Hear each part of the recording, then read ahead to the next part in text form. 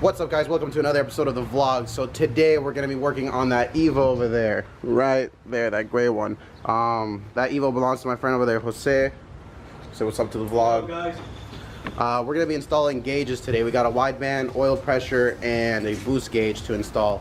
So before we get to all that, I got to move all the cars out of the driveway because he's got like a lip and his car's sitting kind of low, so he's going to have to take my driveway on like an angle if he's trying to get in without having to remove the bumper. So I'm gonna go ahead and start moving the cars. The garage is pretty clean, so we'll have no problem putting that in there, and then we'll just go ahead and get started.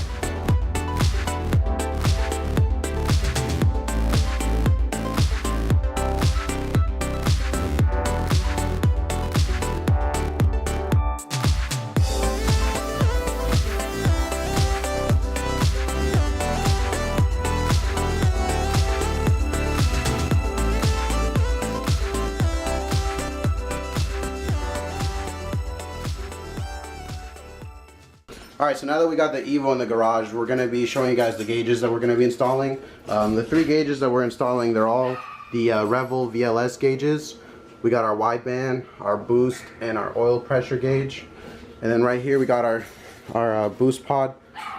It's just like the pillar one, and it's like an OEM style one. So basically all we have to do is bust out the old pillar.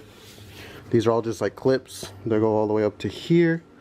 And then once we take this off, we can just snap those in once we have the gauges inside and all the wires passed.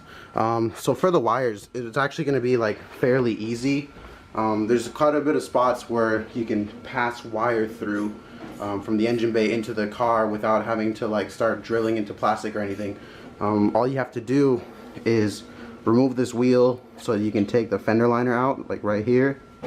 And then a couple spots will open up where you can pass wires from the engine bay through there and into like a rubber grommet in here that leads to the inside of the car, where you'll be able to find like the other side of the grommet. And then you just bust out this plastic piece right here, which we've already kind of like started, so we can remove this, and then all of this comes off in one piece, and we can start running all the wires up through our new pod. So that should be really easy. We just have to jack up the car and get all that started. But just as like any other mod that you do with like anything involving power, you have to disconnect the battery of the car because you don't want to fry or spark something in the car while you're working on it.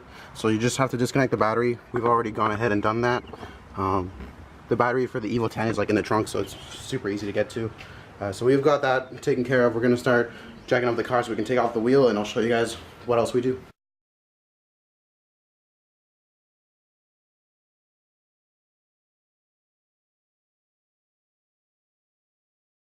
Alright guys, so now that we have the wheel out, this is what you need to do. So there's three clips right there. There's one there, and one there.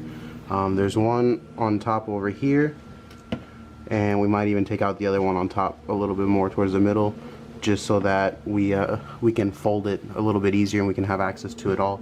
There's also one clip right there, and I believe there's a bolt holding it underneath right there.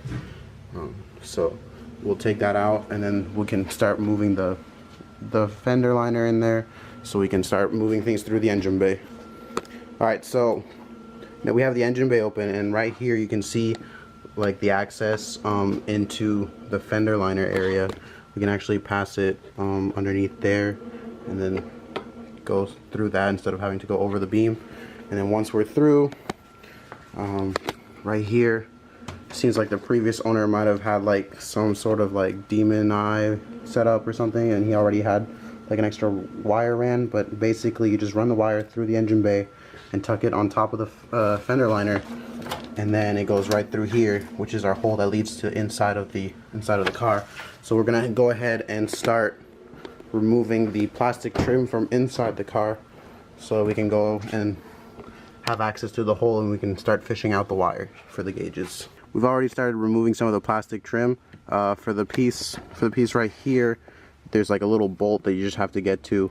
It's just like a little plastic bolt. So once you get that off, you can remove that, and then you can see all the wires and where we're going to be tapping into to run all the power.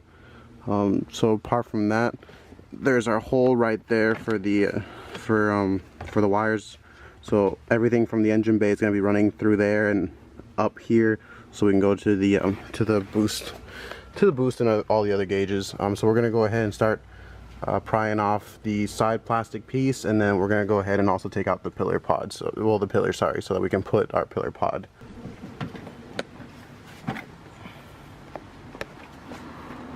This is the old one. Alright, so now we've got all of our plastic pieces taken off that we're going to need. So basically we're going to be able to run all the wires through there, from down there all the way up through here, and then into the pillar pod. So we got an airbag right there that we got to be careful with, and then basically you just had a bunch of clips and this little plastic safety. All it was doing was basically just holding the pillar up there, and all you have to do is like twist it sideways so you can slip it out. But it was fairly easy. So now here comes the fun parts, and that's going to be running all the wires, and then connecting the O2 sensor and making sure that that doesn't go through something that'll melt it or short it, and then also connecting all the boost lines properly so that we don't have like a boost leak, and that, you know, we actually get the proper readings. Alright, so now that we've got everything else taken care of, we're going to go ahead and we're going to do the boost gauge first. So now that we have our hood open, we can look into the engine bay, and this hose right here that connects into the manifold, we're just going to cut it and put the T that was provided with the boost gauge kit. Once we have that T in there, we're going to connect our new hose, and it came with like a little air filter, which I'll show you guys in a bit. And then from that air filter straight into the boost sensor, and then the boost sensor straight to the gauge. So let's get started. Alright, so we're going to be cutting this hose right here so we can put our T. Alright, so we got our cut. Let me go get the T. So we've already gone ahead and put our extra line in there. It was like a really tight fit, so we ended up having to like heat gun it and then shove it in there, and we're going to put a zip tie to hold it in, but it's not going anywhere. So now we're going to go ahead and splice our T into the old line. This hose is a little bit bigger, so it slides in a little bit easier, but you want to make sure that you get it in as far deep as you can, and then we'll go ahead and put some zip ties through that also. Alright, so I was able to pass them through all the way to the loops right there, and we got our separate hose right here. So we're going to go ahead and put some zip ties here, here, and here, so to make just, you know, added security so it doesn't blow off. So we're just going to be like cutting into the hose and putting it in the middle, and then we're going to be running the rest to a little boost sensor that they gave us right here. I'm forcing so hard that I'm bleeding. My skin is kind of like ripping underneath my nails and it's making me bleed. But at least we won't have a leak. You're too sensitive, man. Yeah. Alright guys, so it's been a while since the last little update. I finished running the cables for the for the air filter for the boost gauge. So since then we just kind of like put some black conduit on it, and just kind of like followed the pipe here, and then brought it all the way to the strut bar, and then connected it to the boost sensor.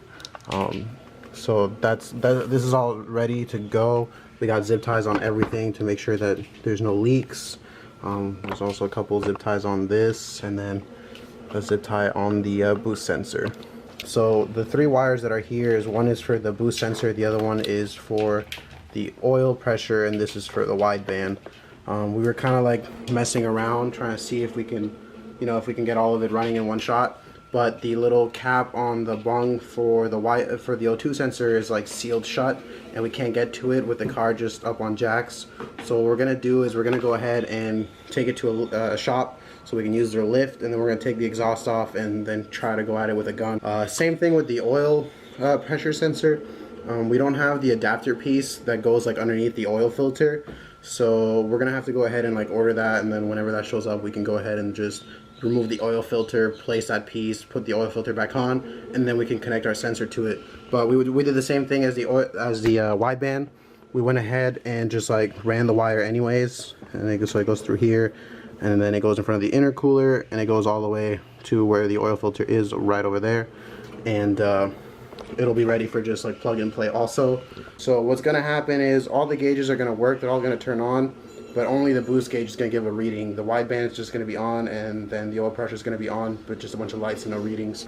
Alright guys, so we ran into a little bit of an issue. Once we started running all the wires with a conduit through the car, as you can see, we got it, like, we passed it underneath here and it's like in there, and it comes out right here. But this is pretty much all we have, so it's definitely not gonna reach inside the car, and then it has to go like up the car to the pillars. So we're on our way to AutoZone to go buy some wires, and my neighbors are gonna come over maybe to help me solder these up so we can extend the wires for as long as we need to, so they can reach into the car. So we're currently on our way to AutoZone, and I'll see you guys over there. Alright guys, so we just came back from AutoZone and we bought the wires and stuff, but we still can't find someone to help us solder because I don't know how to solder and he doesn't know how to solder. My brother does, and so do Fred and Raul, but Raul just left for Houston and Fred's kind of busy right now, but he might be able to come by later tonight or probably tomorrow.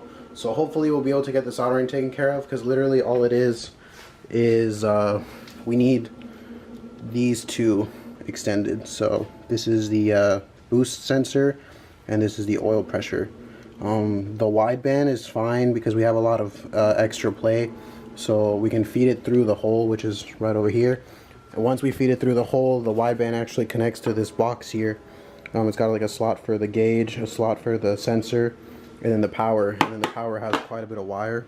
So once the sensor is inside the car, we won't have any issues with it not reaching. But we'll try to take care of that either late tonight or tomorrow. Hopefully it'll be done before the end of this weekend. But I do have some footage that I shot about a month ago. We went to go pick up this car from Dallas. We had it get tuned, and on the way back it shot a couple flames. I filmed all of that on my phone on Snapchat, so like the quality is kind of a little blurry and very shaky because I have to zoom in a lot. But I'll be putting those clips up right after this. It's about like a good, I don't know, 5-minute clip. It was kind of like a mini vlog, so this is a vlog within a vlog, so enjoy that. But I'll play those clips right now. So today we're actually going to Dallas to go pick up my friend's Evo. He's had it in Dallas for about 2 or 3 weeks now. They've been trying to do the tune on it, but they've just been so busy that they keep pushing back the Evo.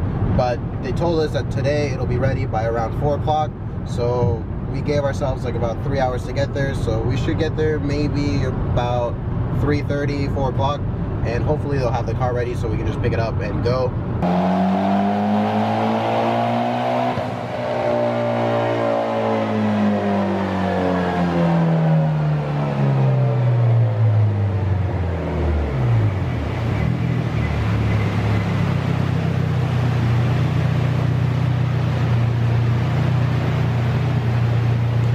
She's making a huge amount of torque, about 380 to the wheel and about 355 horsepower at 6,000 RPM.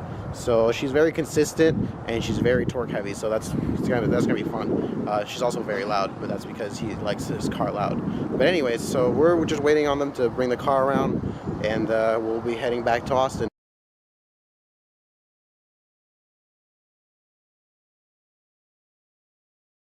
Alright, welcome back. So I hope you guys enjoyed those clips. We're going to be working on this tomorrow. I wanted to make it all into one video, but it looks like it's going to turn into a 2-part video.